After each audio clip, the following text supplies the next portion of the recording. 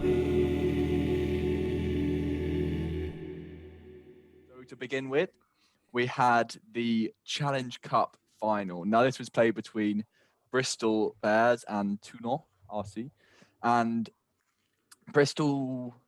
It was a really closely contested game in the first half. Bristol did end up running away with it a little bit. Strong performances from the likes of Sheedy and Malins made sure of that. So a 32-19 victory for Bristol. Fellas, Mal, if I come to you first, what do you think of the game? Yeah, it was a good game.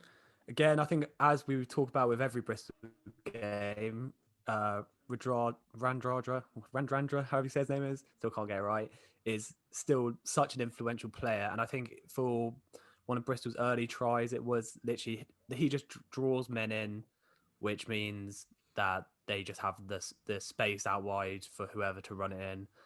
And just really great performance by Sheedy as well. And just overall, I think a deserved win.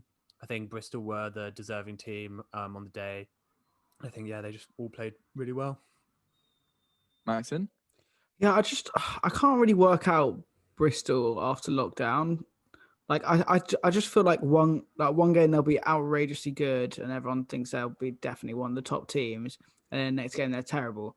But anyway, no, it was definitely the result I expected. I saw some like quite funny or interesting posts by like, I guess I'm assuming they're a Bristol fan, essentially saying how, and I actually kind of understood what they're saying. They're saying how Bristol are essentially going to dominate the Prem for in the next like 5 years, because essentially they've got because the reasons the person gave was fairly like valid, I thought, as well. They're essentially saying that, okay, look, like their training ground is like the best by a mile, so they're going to attract loads of people. Like they're growing at the highest rate. Like they have like a lot of like really good like players coming through. They've got the biggest stadium in the Prem, obviously. And I was like, yeah, Ashton to be fair, I can actually see how that's fair enough. And also they mentioned how and this was on a Sarri's post, so I was like, okay, right, he's just come to troll. And then they were like, Sarri's fan was like, yeah, I personally think after seeing how Malins and Benno have played for Bristol, a lot of Sarri's fans don't think they're going to come back to Sarri's, which I thought was, yeah, because they're just like seem to be doing so well. Like as you mentioned, Malins, like he's stand out performer in the final, obviously, and he's, apart from dropping the ball over the line in one of the previous games, he's been so good. And same with he Bell. is really good. Can I just mention on Ben R, he was interviewed after the game, and obviously he's still a young player. What is he, like 22, 23 tops? I just think for him to be in that environment where like it's such a growing club and he's such a growing player, for people like him and Max Malins, it must be honestly the best club to be at. I mean, yeah, mainly because Saracens have gone down and they would have been at Saracens, but I think they themselves get more opportunity in that squad for more game time than they possibly would at Saracens, with all the big names they have over there, or would have had if they had stayed up in the Premiership. But Ben O was just saying that the culture there is just absolutely unlike anything he's ever played with before. At Bristol.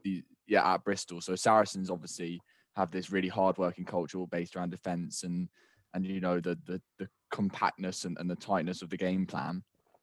Whereas at Bristol, I think they're given much more of a free rein and to be able to express themselves, which for some players like Malins, who is actually a really interesting player, like quite creative, you know, isn't afraid to kick, run, pass, you know, he could do all of that.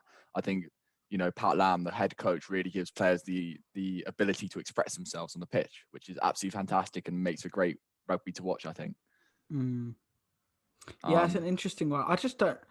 I can, like, if you told me as soon as they've moved, I think like the points you made are interesting, especially for Malins, because as you say, he's really, really creative. But if you told me when they moved to Bristol, that there's like a chance that they would stay, or people would even be talking about it, I'd be like, relax, that's obviously not going to happen. Obviously, that's triggered by the fact that they've actually won something. So obviously, you're going to be more likely to want to stay. But I don't know. I don't think they can actually. I think like legally they have to go back to Sarries unless Sarries terminate their contracts and let them go, because obviously they're contracted at Sarries. But even so, no, I thought it was interesting, and the game was, I think, a testament to how much better Bristol have been since lockdown, and definitely the additions they've had. Randrander, as you said, Miles, pretty sick. Yeah, I think with what's this called, with the whole championship not looking like it's going anywhere at the moment. Like, surely if Bristol wanted them back, surely maybe they could even loan them out for another season, or I don't know, if like depending on how Corona and stuff goes. But I guess it has to whole see with that. But yeah, no, Yeah. those added players made a massive difference. To be fair, Yeah, God knows what's going to go on with the championship, but I think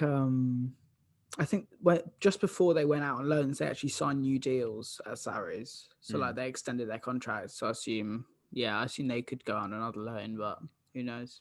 But anyway, it'll be good for their growth as well, because obviously, just the amount of game time they're getting as like star players is really allowing them to step out of their shell and shine. No, 100%. So, like I say, 32-19 to Bristol in that match. So massive congratulations to Bristol. First bit of silverware in, I think it's over a decade. So fantastic for them, and definitely a club to watch out for that's on the rise, as we mentioned before in previous episodes.